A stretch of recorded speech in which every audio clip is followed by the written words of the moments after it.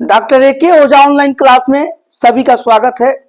NCERT की series बनाई जा रही है class 6 to class 12 for all subjects. उसमें आज हिस्ट्री क्लास 7 बन रहा है। क्लास 6 की हिस्ट्री पूरी बन चुकी है और सभी का लिंक एक प्लेलिस्ट के रूप में आपको डिस्क्रिप्शन बॉक्स में मिल जाएगा। और देखिए, ये हिस्ट्री की बुक मेरे हाथ में है। अगर आपके पास भी बुक हो तो आप बुक अपने हाथ में ले लीजिए। और देखिए, यहाँ लिखा है सामाजिक विज्ञान यानी सोशल साइंस, हमारे अतीत पार्ट 2। ये क्लास 7 है, ये पार्ट 2 है। क्लास 6 पार्ट 1 था और इंग्लिश में है आवर पास्ट पार्ट 2। ये क्लास 7 के लिए है और एनसीईआरटी की बुक है। इसका जो पहला चैप्टर है उसका नाम है प्रारंभिक कथन, हजार वर्षों के दौरान हुए परिवर्तनों की पड़ताल, यानी ट्रेसिंग चेंजेस थ्रू 1000 ईयर्स। तो ये देखिए, यहां पर मैं लिख दिया हूं NCERT history class 7 chapter 1 part 1 और पेज 1। आपके पास बुक हो तो उसका पेज नंबर 1 आप ओपन कर लीजिए और देखिए, चैप्टर का ही नाम है प्रारंभिक कथन, हजार वर्षों के दौरान हुए परिवर्तनों की पड़ताल, यानी ट्रेसिंग चेंजेस थ्रू 1000 ईयर्स। इस पार्ट 1 में हम इस चैप्टर के बैकग्राउंड को पढ़ेंगे, यानी पृष्ठभूमि को पढ़ेंगे। और इसमें हम देखेंगे कि जो 1000 ईयर्स में जो चेंजेज हुए हैं उसी चेंजेस को ट्रेस आउट किया जाएगा, ट्रेसिंग किया जाएगा, पड़ताल जांच पड़ताल की जाएगी। तो ये बहुत ही गंभीर और इंटरेस्टेड टॉपिक है, इसलिए आप मनोयोग पूर्वक सुनिए। बुक हो तो आप ओपन कर लीजिए पेज नंबर 1, और अगर बुक नहीं हो तो कोई निराश होने की बात नहीं है।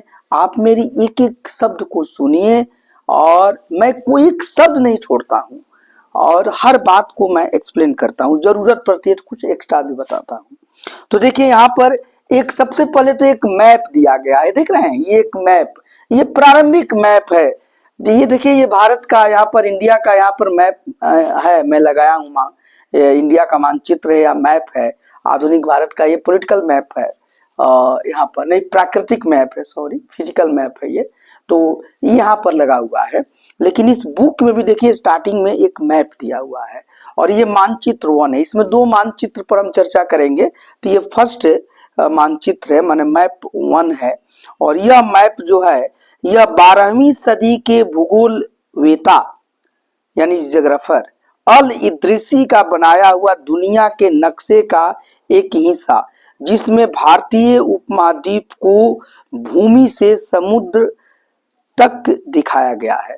तो सबसे पहले तो एक क्या है कि 12वीं सदी के यह अल इद्रिसी है। पहले मैं लिख देता हूँ, ये नोट कर लीजिए, नोट करने वाली बात है। और ये जीके, जीएस और इतिहास का बहुत इंपॉर्टेंट क्वेश्चन है कि यह अल इद्रिसी, ये क्वेश्चन में पूछा जाएगा आपसे, अल इद्रिसी, ठीक है ना। ये कौन है? एक जोग्राफर है 12वीं सेंचुरी के, 12वीं शताब्दी के ये भूगोल वेता का नाम है। और उन्होंने ये क्या किया कि एक नक्शा बनाया, मैप बनाया, दुनिया का मैप बनाया। दुनिया के नक्शे का एक हिस्सा इसमें दिखाया गया है, पूरा हिस्सा नहीं, एक ही हिस्सा दिखाया, जिसमें कि भारतीय उपमहाद्वीप को भूमि से समुद्र तक दिखाया गया है। तो यही देखिए, भारतीय उपमहाद्वीप दिख रहा है भूमि से ये समुद्र तक, तो ये यहाँ पर दिखाया गया है। तो ये आप एक चीज नोट कर लीजिए। और ये देखिए, ये जो नक्शा इन्होंने बनाया है ये 1154 में बनाए हैं, 1154 ईस्वी में बनाए हैं, ईस्वी में बनाया। क्या बनाया? मानचित्र बनाया, दुनिया का मानचित्र बनाया। क्या बनाया? दुनिया का मानचित्र, दुनिया का मानचित्र, मैप ऑफ द वर्ल्ड, दुनिया का मानचित्र इन्होंने बनाया। ये कौन है? ये एक भूगोल वेता है, ये भूगोल वेता यानी जोग्राफर, ये भूगोल वेता है। ये 12वीं शताब्दी की बात की जा रही है। तो देखिए, यहाँ पर लिखा गया है कि मानचित्र 1 अरब भूगोल वेता अल इद्रिसी ने 1154 में बनाया था। अच्छा, ये कहाँ के है? अरब भूगोल वेता, ये भी जान लीजिए, इनका कंट्री कहाँ, अरब के हैं, अरब कंट्री के हैं, तो अल इदरीसी। तो कितना इंपॉर्टेंट बात है, अल इदरीसी 1154 में दुनिया का मैप बनाते हैं, उनमें भारत को भी दिखाया गया है, और भारत के इसमें आपको भारतीय उपमहाद्वीप को भूमि से समुद्र तक दिखाया गया है, यही मैप आपको बता रहा है। तो यहाँ पर यही चर्चा किया गया है। और देखिए ये हो गया आपका एक मैप। 12वीं शताब्दी में यानी 1154 में अल इदरीसी जो हैं वो अरब भूगोलवेता है, माने अरबियन जोग्राफर हैं, उन्होंने वर्ल्ड का मैप बनाया, दुनिया का मैप बनाया। उस दुनिया के मैप में भारत को भी दिखाया, और उसमें भारत के कोई भारतीय उपमहाद्वीप को भूमि से लेकर उसके समुद्र तक के हिस्से को दिखाया गया है। और वही चीज देखिए ये बुक में यहाँ बार बार दिखाई दे रहा है, ठीक है, तो आप इसे समझ लीजिए। तो एक तो ये फैक्ट हुआ। दूसरा फैक्ट जो है, ये मैप 1 की बात हो रही है। देखिए ये जो बात हुआ ये मैप 1, इस बुक में मैप 1 है, उसमें इतना बात याद कर लीजिएगा कि 12वीं शताब्दी के अरब भूगोलवेता अल इदरीसी ने दुनिया का मानचित्र बनाया, मैप ऑफ द वर्ल्ड बनाया, उसमें भारतीय उपमहाद्वीप को भी दिखाया, और उसमें उसके भूमि से लेकर समुद्र तक के एरिया को दिखाया है। तो ये बिल्कुल सही बात है। और ये मैप स्पेसिफिक डेट दिया गया है 1154, माने 1154 ईस्वी एडी में उन्होंने बनाया है। और देखिए साथ ही साथ मानचित्र 2 एक फ्रांसीसी इतिहासकार ने 1720 में बनाया। एक तो मैप 1 है, एक यहाँ पर देखिए मैप 2 की चर्चा हो रही है। मैप 2, ये मैप 2 ये कौन बनाया, तो फ्रांसीसी इतिहासकार बनाता है, फ्रांसीसी इतिहासकार, ठीक है। तो फ्रांसीसी, ये बहुत ही जनरल नॉलेज और इतिहास का बहुत ही इंपॉर्टेंट क्वेश्चन है, पूछे जाते हैं। फ्रांसीसी चित्रकार हैं, और इन्होंने 1720 में बनाया मैप 2 को। 2 मैप की इसमें चर्चा की गई है, तो मैप 2 को उन्होंने बनाया। और देखिए उसके बारे में भी मैं आपको भी आगे बताऊंगा। आइए जो लिखा पल समझाता हूं। दोनों नक्शे एक ही इलाके के हैं, मगर उनमें काफी अंतर है। ये जो मैप 1 है जो कि अल इदरीसी बनाते हैं 12वीं शताब्दी में, यह अरब भूगोलवेता है, और एक दूसरा मैप फ्रांसीसी मानचित्रकार बनाता है, वह 1720 ईस्वी में बना है। और दोनों मैप जो हैं वह भारत के या एक ही हिस्से को बताते हैं, लेकिन अब इस मैप में ये आपको दिखाया जा रहा है कि उसमें कुछ अंतर है। और देखिए जो दूसरा मैप है उसका पहले नाम भी आप समझ लीजिए कि यह मैप जो बनाए हैं, यह देखिए इसका नाम है गुइलाम द लिस्ले। ये मानचित्र, फ्रांसीसी मानचित्र का नाम क्या है, देखिए ये नाम पूछता है, तो ये है, याद कर लीजिए, गुइलाम द लिस्ले। गुइलाम द लिस्ले ये मैप बनाते हैं 18वीं शताब्दी के प्रारंभ में। तो 1720 मतलब 18वीं शताब्दी के प्रारंभ में ना हो गया, 18वीं शताब्दी का प्रारंभ, 18वीं शताब्दी 18th सेंचुरी के शुरुआत में, शताब्दी के प्रारंभ में। तो ठीक है ना, तो 2 मैप यहाँ पर बनाया गया है। तो दोनों का मैं नाम बता दिया। और देखिए अब थोड़ा मैं आपके बुक में जो लिखा है उसको लाइन बाय लाइन पढ़ के समझाने के प्रयास कर रहा हूं। तो ये देखिए अब यहाँ पर क्या है कि दोनों मैप एक ही इलाके के बनाए गए हैं, यानी कि फ्रांसीसी जो मानचित्रकार हैं गुइलाम द लिस्ले, जो कि 18वीं शताब्दी में जो मैप बनाए, और अरब के जो भूगोलवेता अल इदरीसी है जो 12वीं शताब्दी में मैप बनाया, दोनों मैप एक ही इलाके की बात है, लेकिन उनमें काफी अंतर है। अल इदरीसी के नक्शे में दक्षिण भारत उस जगह है जहां हम आज उत्तर भारत ढूंढेंगे, और श्रीलंका के द्वीप ऊपर की तरह है। तो ये जो अल इदरीसी बनाए हैं, इनमें क्या अंतर है कि इन्होंने दक्षिण भारत को, देखिए ये भारत है, दक्षिण भारत, ये दक्षिण भारत को उस जगह पर दर्शाया है जहां की आज उत्तर भारत है। ये बिल्कुल समझ में आ रहा है ना कि अल इद्रिसी जो है, जो मैप दुनिया का बनाए उसमें भारत के दक्षिण भारत के इलाके को उत्तर भारत के जगह पर उन्होंने दिखा दिया है। साथ ही साथ और उसके साथ साथ श्रीलंका का द्वीप ऊपर की तरफ है। ये देखिए भारत के नक्शा में ये श्रीलंका है, तो श्रीलंका का द्वीप बिल्कुल साउथ में है ना, दक्षिण में है ना, ये इसको ये ऊपर की तरफ उत्तर में दिखा दिया गया है। तो ये अंतर आया इस अल इद्रिसी के मैप में। और साथ ही साथ देख लीजिए जगहों के नाम अरबी में दिए हैं और उनमें कुछ जाने पहचाने नाम भी हैं। और अल इद्रिसी चूंकि अरब भूगोल वेता है, तो जो भी प्लेस है, जगह है, उसका नाम किस भाषा में लिखे हैं? अरबी भाषा में। अरबी भाषा में अल इद्रिसी जगह का नाम लिखते हैं और उसमें कुछ नाम तो बिल्कुल जाना पहचाना है। जैसे उत्तर प्रदेश का कनौज, उत्तर प्रदेश का उन्होंने कनौज का जिक्र किया है। उत्तर प्रदेश में कनौज है ना, तो जहां से हर्षवर्धन शासन करते थे, हर्षवर्धन ने कनौज को अपनी राजधानी बनाया।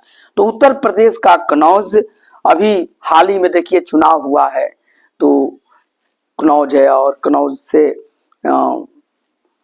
सपा के सांसद लोकसभा में गए हुए हैं, तो ये सब तो आपको जानकारी है।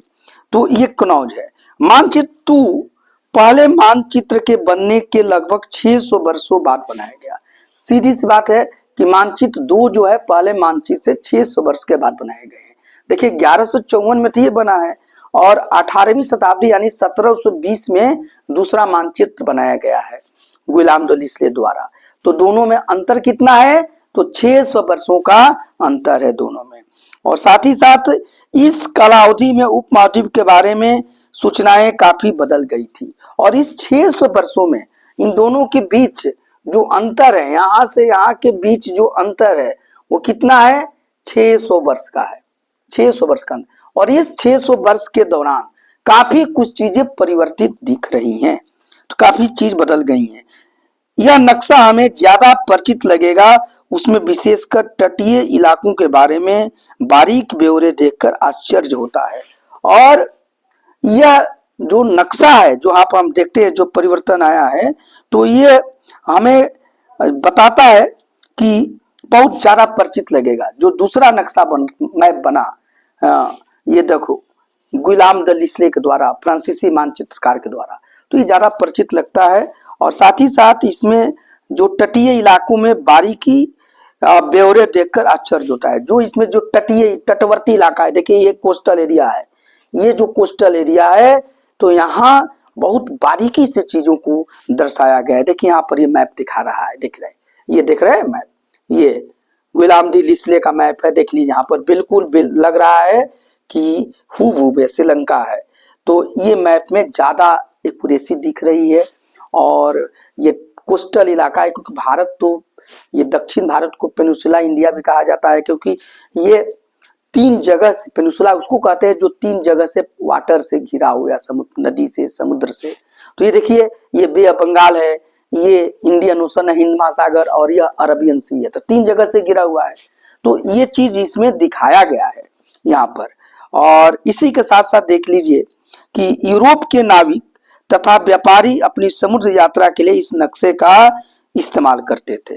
और यह जो नक्शा है यानी फ्रांसीसी मानचित्रकार गुलाम लिस्ले ने 1720 में जो नक्शा बनाया या जो मैप बनाया, इसको जो सेलर होते थे, नाविक होते थे, और साथ ही साथ यूरोप के जो नाविक और व्यापारी होते थे, अपनी समुद्र यात्रा के लिए इस मैप का इस्तेमाल करते थे। और यह मैप बहुत ही ज्यादा परिचित दिखता है। तो ये चीज यहाँ पर आपको बताया गया है। साथ ही साथ इतना ही महत्वपूर्ण एक और बात है कि दूसरे युग तक मानचित्र अंकन का विज्ञान बहुत बदल गया था। एक और बात है कि इसमें भी ध्यान रखा गया कि जब दूसरा युग आया, पहले से जो पहला मैप और दूसरे में, तो देखा गया कि यह जो मानचित्र अंकन है, मानी कि मैप बनाने का जो कला है, उसमें उसका विज्ञान बहुत बदल गया था, बहुत उसमें परिवर्तन हुआ। इतिहासकार जब बीते युगों के दस्तावेजों, नक्शों और लेखों का अध्ययन करते हैं, तो उनके लिए उन सूचनाओं के संदर्भों का उनकी भिन्न भिन्न ऐतिहासिक पृष्ठभूमियों का ध्यान रखना जरूरी होता है। और इसीलिए कहा जाता है कि जो हिस्टोरियंस है, जो इतिहासकार है, जब वो बीते हुए युग के जो दस्तावेज हैं यानी रिकॉर्ड्स हैं, नक्शे हैं यानी मैप्स हैं, लेख है जो राइटिंग्स है, जब उसका वो अध्ययन करते हैं, स्टडी करते हैं, तो उनके लिए उन सूचनाओं के संदर्भों का, तो जब अध्ययन करते हैं हिस्टोरियन, तो उन सूचनाओं का जो संदर्भ है, कब के हैं, किस समय के हैं, किस परिस्थिति में बनाए गए, सभी का एक तरीके का वो ध्यान रखते हैं। उनकी भिन्न भिन्न ऐतिहासिक पृष्ठभूमियों का भी, जो भी उनका भिन्न भिन्न ऐतिहासिक पृष्ठभूमि या बैकग्राउंड है, उसका भी वो ध्यान देते हैं। तो ये बात बिल्कुल आपको समझ में आ गया होगा। तो इस चैप्टर का जो हमने बैकग्राउंड या पृष्ठभूमि बताया, उसमें हमने दो मैप के बारे में बताया। एक मैप तो आपको 12वीं शताब्दी में और एग्जैक्ट डेट 1154 ईस्वी में अरब भूगोलवेता अल इदरिसी के द्वारा बनाया गया था। और इस मैप में हमने देखा कि भारतीय उपमहाद्वीप के भूमि से लेकर, लैंड से लेकर और समुद्र तक के भागों को दिखाया गया था। और ठीक उसके 600 वर्ष बाद यहाँ पर 18वीं शताब्दी में 1720 ईस्वी में फ्रांसीसी मानचित्रकार जो है गुलाम द लिस्ले, उसने एक मैप बनाया। और ये इस दोनों मैप के बीच में 600 वर्षों का अंतर है। और हमने देखा कि बहुत परिवर्तन भी हुआ, क्योंकि ये जो मैप बना, तो यह मैप ज्यादा आज के मैप से ज्यादा नजदीक दिखता है गुलाम द लिस्ले का। क्योंकि अल इदरिसी ने जो मैप बनाया, एक तो उसमें हर चीज उन्होंने अरब भाषा में लिखा, हालांकि कुछ नाम कनौज वगैरह उत्तर प्रदेश के परिचित नाम भी हैं। साथ ही साथ इनमें क्या दिखा कि ये जो साउथ इंडिया है, दक्षिण भारत, उसको ये नॉर्थ इंडिया में दिखा दिए हैं। और साथ ही साथ श्रीलंका भी नीचे है, देखिए साउथ में है, ये ऊपर दिखाई दे रहा है। तो ये इनमें कुछ परिवर्तन है। लेकिन फ्रांसीसी चित्रकार गुलाम द लिस्ले जो बनाते हैं, इसमें बहुत एक्यूरेसी है। और कोस्टल एरिया जो है, समुद्र तटीय जो भाग है, देखिए उसको बहुत ही बारीकी से दर्शाया गया है। और इसीलिए जो यूरोप के यात्री हैं, नाविक हैं, और ये जो भी भारत में आने वाले लोग हैं समुद्र यात्रा में, जो ये गुलाम द लिस्ले जो 18वीं शताब्दी यानी 1720 ईस्वी में जो मैप बनाए थे, उसी मैप का उपयोग करते थे। तो ये चीज इसमें हमने समझाने का बात किया। साथ ही साथ जब भी हिस्टोरियंस दोनों मैप को अध्ययन करते हैं, तो उस समय के जो संदर्भ है, उस समय के जो राजनीतिक और या ऐतिहासिक जो बैकग्राउंड या पृष्ठभूमि है, सभी का ध्यान में रखते हैं। तो यही बात है। अगला जो टॉपिक होगा वो नई और पुरानी शब्दावली पर मैं बताऊंगा, बहुत ही इंपॉर्टेंट है। आप डॉक्टर ए के ओझा यूट्यूब चैनल के साथ बने रहिए। अभी तक आप डॉक्टर ए के ओझा यूट्यूब चैनल को सब्सक्राइब नहीं किए हैं तो प्लीज कर लीजिए और अपने फ्रेंड को भी शेयर कीजिए, क्योंकि यह बहुत आपके लिए इंपॉर्टेंट है। यहाँ पर बिल्कुल हम पढ़ाई की बात करते हैं, कोई इधर उधर उलूल जुलूल बात नहीं न की जाती है, साथ ही साथ ऑथेंटिक पढ़ाई की जाती है। देखिए मेरे हाथ में एनसीईआरटी की बुक होता है, और एनसीईआरटी ये प्रमाणिक ये सोर्स है इतिहास जानने के लिए भारत में। और इसलिए इसको सहारा लेके मैं पढ़ाता हूँ। साथ ही साथ यह देखिए क्लास 7 का है, तो क्लास 7 के बच्चों के लिए तो इम्पोर्टेंट है बिल्कुल, क्योंकि उनका सिलेबस है। लेकिन जो भी स्टूडेंट्स या छात्र छात्राएं किसी भी कॉम्पिटिटिव एग्जाम, प्रतियोगी परीक्षा की तैयारी कर रही हैं, वो परीक्षा चाहे आईएएस पीसीएस का हो, यानी यूपीएससी और स्टेट लेवल पीसीएस का हो, या एसएससी का हो, बैंक का हो, रेलवे का हो, और अभी टीचर का एग्जाम्स हो रहे हैं, या जो भी एग्जाम हो रहे हैं कॉम्पिटिटिव एग्जाम्स, सभी में यहाँ से क्वेश्चन पूछे जाएंगे। इसलिए आप इस चैनल को सब्सक्राइब कर लीजिए, इसे ध्यान से पढ़िए, और अगर कोई आपके मन में डाउट हो तो जरूर कमेंट सेक्शन में उसे लिखिए। और आपको पढ़ाई पसंद आती होगी, इसलिए आप इसे लाइक कीजिए। तो आपका दिन शुभ हो। Thank you.